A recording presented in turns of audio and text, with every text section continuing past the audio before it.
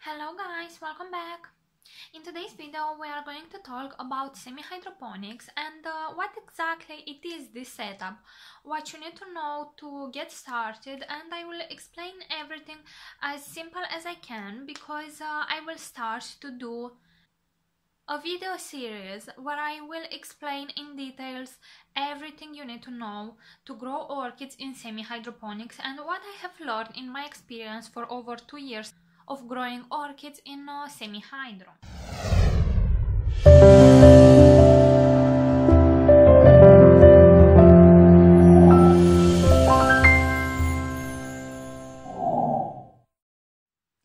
I grow almost all my personal collection of orchids and other plants in pots customized for hydroponics using leca beads or clay pebbles. As I said, for containers I use mostly custom-made plastic pots, but I have also used and still continuing to use normal cups in which I drill some specific holes that will provide the reservoir that the orchids need. In the past I have used also food storage containers, trash cans, all sorts of plastic containers, but in my experience normal pots are a lot sturdier. But when I have an orchid that is too small for a normal pot, I will at first convert it in semi-hydro in normal plastic cups, and then slowly upsize the size of the container until she is large enough to be potted in a normal pot. For this culture technique I have used both clear plastic pots and colorful pots. It doesn't really matter as long as we have a proper reservoir. As you will get more and more experience, you will kind of know when the reservoir of the orchid is empty, and you will feel it by weight. But for beginners I would recommend you use clear plastic pots because for you will be easier to see when the reservoir gets empty, but also this will provide the perfect conditions for algae to grow and prosper. But as I have already explained in my last video, algae are not bad and they do not harm the orchid, so yeah, it is your choice. I am quite happy with both pots.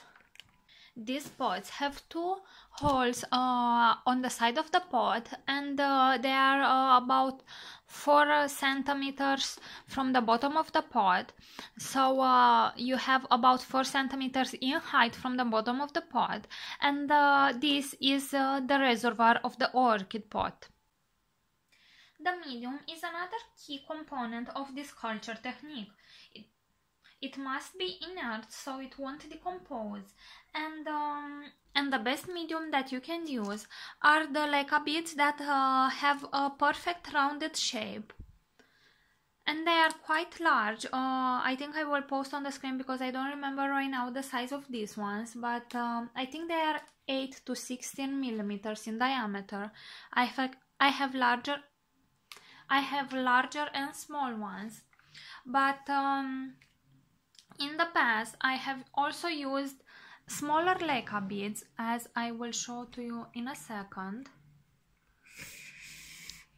So I have also used smaller leca beads like these ones here, and they are not perfectly spherical, and yeah. I have also mixed this medium with ceramics, and that was the worst mistake that I could ever make, because what I have discovered it is that if I use only small size leca, the orchids, and especially phalaenopsis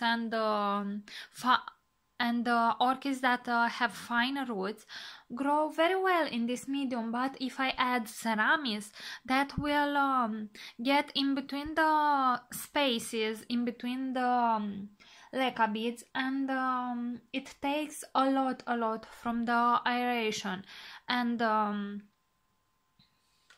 if the root system of the orchid doesn't have enough air, it will start to slowly rot. I didn't experience root rot, as I said, on Phalaenopsis, for example, or Miltonia, Miltoniopsis, Oncidiums, but I have experienced root rot for cattleys that were in semi-hydro in a mixture of small leca and ceramis.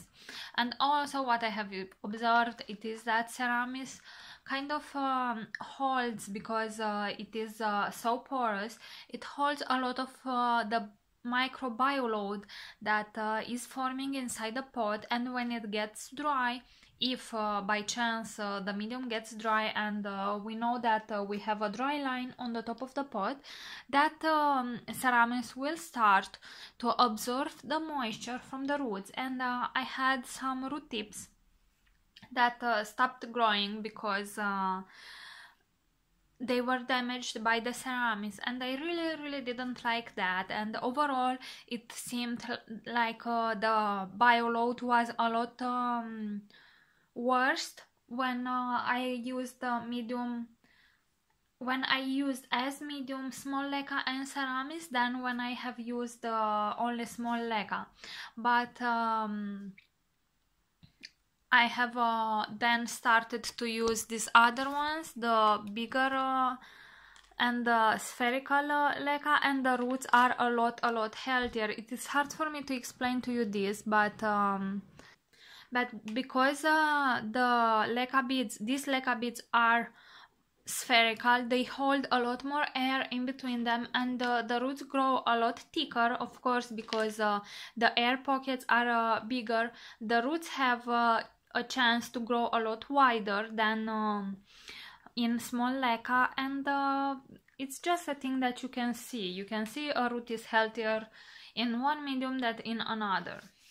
So this is what I will use. I will post for you links for all the products that I use, so you can see exactly which type of medium is best for you. Potting is very similar to that when we use traditional media, except that instead of compressing the medium around the roots as you pot, you want to shake the pot as best as you can, pouring the medium around the roots so it will get into the spaces within the root ball. I have a lot of videos about how to pot orchids in semi-hydro, and I will post for you a few, especially the one when I have showed to you exactly when it is the right time to repot an orchid in semi-hydro, because there is such a thing, and that will help a lot your orchid to adjust faster to semi-hydro. Another thing that I think I didn't really showed lately in my videos, this is because I am doing this for about 2 months and I didn't did any repotting videos lately. It is that I prefer to soak the medium truly overnight before I pot them, and I am using some root growth stimulants to pre-soak the medium, which helps a lot my orchids root faster in that in this setup. Please note on the size of the medium you want to use. Most clay aggregate materials are available in fine and coarse grades, as I have already explained.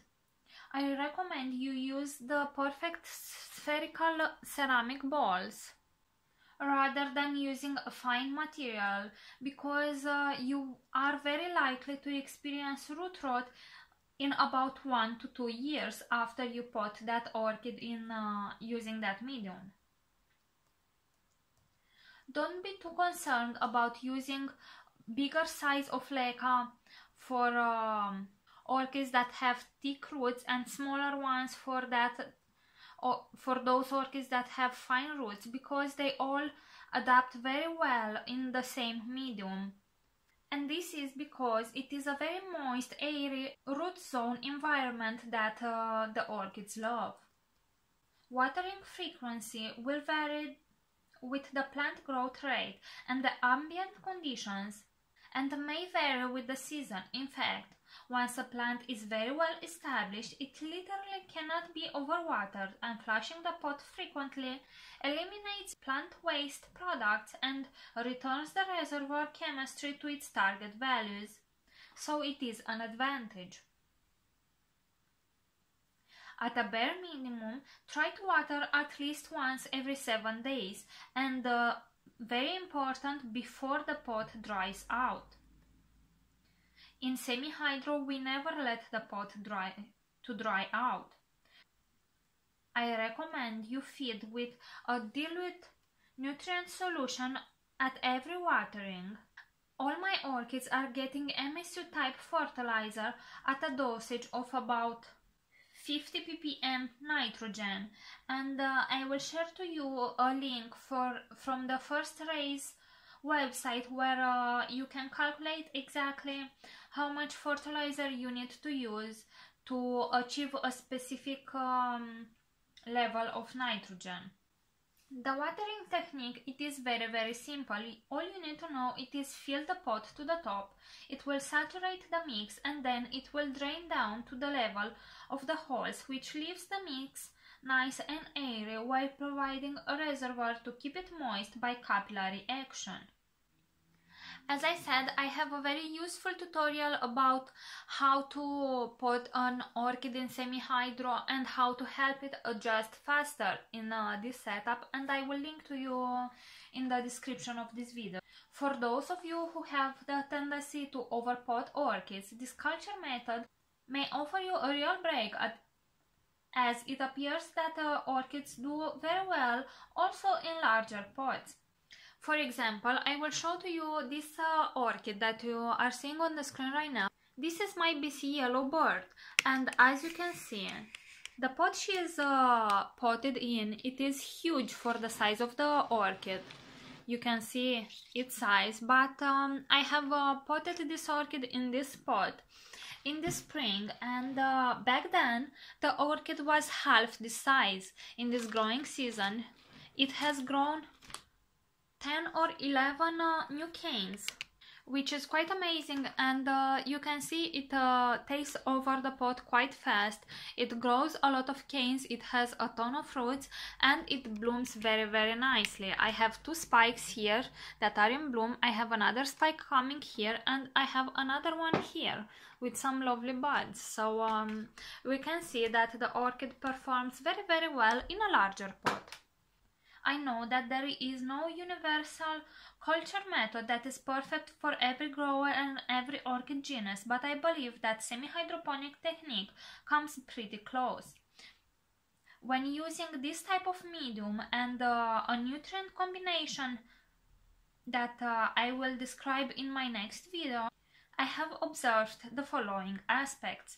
There is always a readily available moisture and food source, eliminating the stress put on the plant when those are lacking or only available intermittently. It appears that an orchid grower cannot overwater an orchid, as the pot medium maintains a maximum level and the medium controls the distribution of moisture. The root rot is virtually eliminated if you use the correct size of leca, as the airy nature of the medium coupled with the holes on the side of the pot allows plenty of air movement and gas exchange to keep the root zone fresh and not saturated with carbon dioxide. There is no noticeable salt buildup due to the nature of the nutrients, the structure of the medium, and the flushing action of the dilute solution.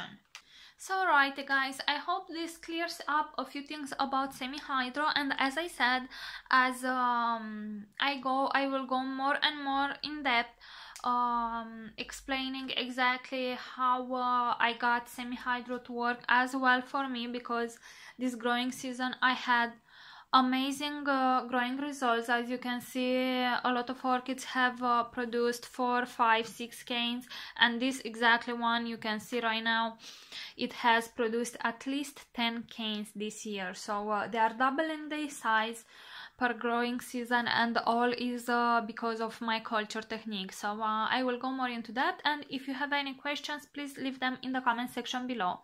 Thank you very much for watching. See you all next time. Bye!